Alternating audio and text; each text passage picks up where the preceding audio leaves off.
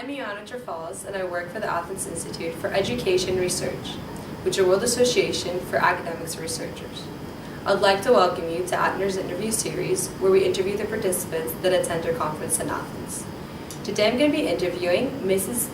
B. Gibson Ralph, who's an associate professor and a chair at the Department of Theater and Music Studies at the State University of New York College of Brooklyn. Welcome to Athens. Thank you. So, can you give us a brief academic introduction of yourself? Oh, yes. I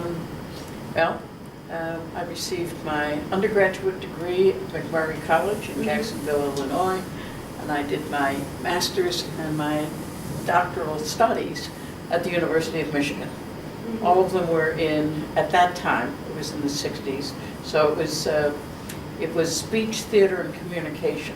They always kind of hedged their bets so that you had multiple disciplines.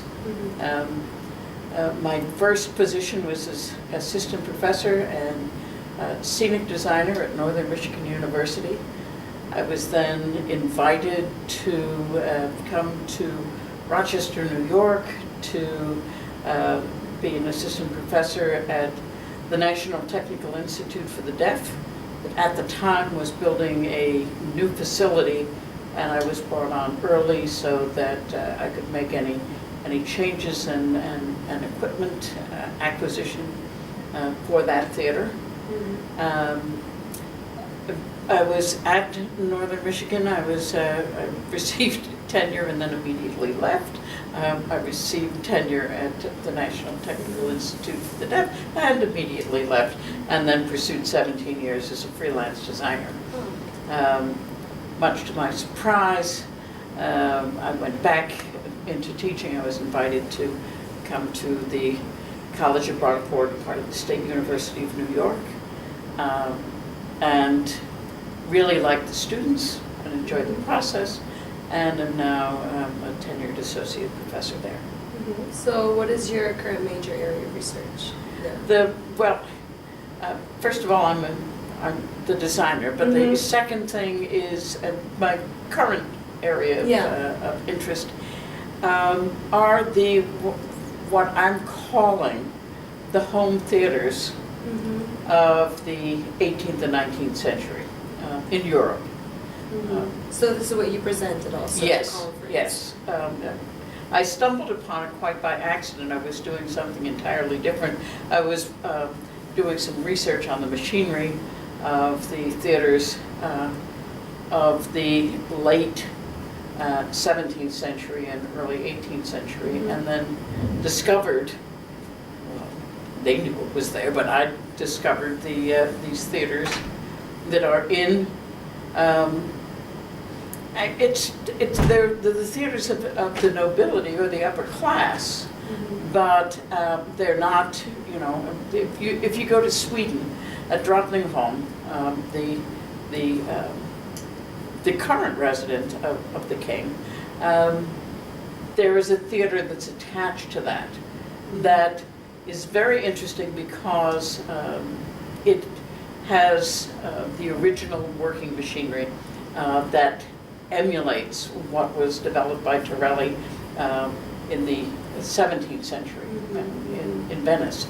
So from there, then I knew that there was similar machinery at Český Krumlov, just a little south of Prague. So on my sabbatical leave this past fall, I went to the Czech Republic, and I discovered that there were additional chateaus that had these essentially home theaters. So the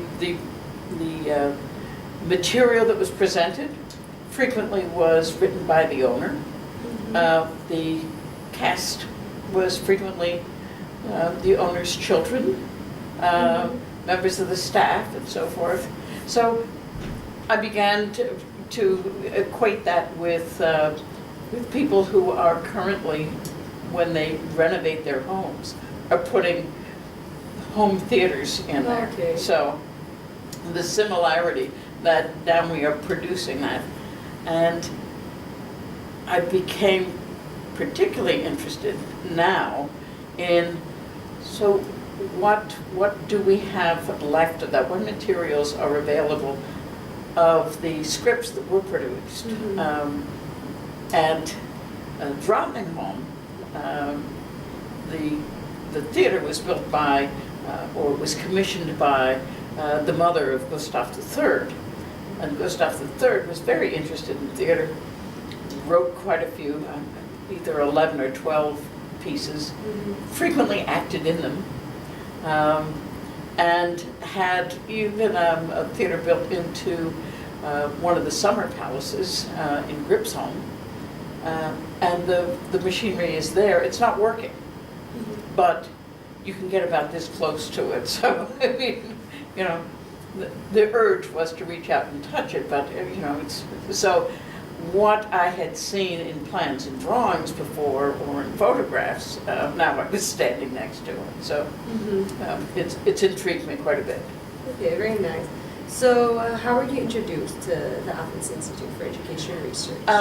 Well, the first conference on visual and performing arts, a colleague of mine attended, and he called me before he was coming and invited me to come with him, and I couldn't. My passport was being renewed, and I wouldn't get it back before it was time to leave.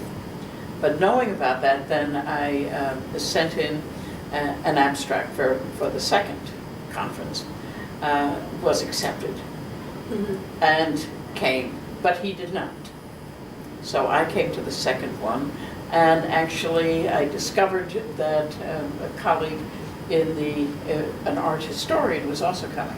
Okay. So I came then, and then for conference number 3, my colleague who had originally invited me to come with him said, "Oh, I'm going to apply as well."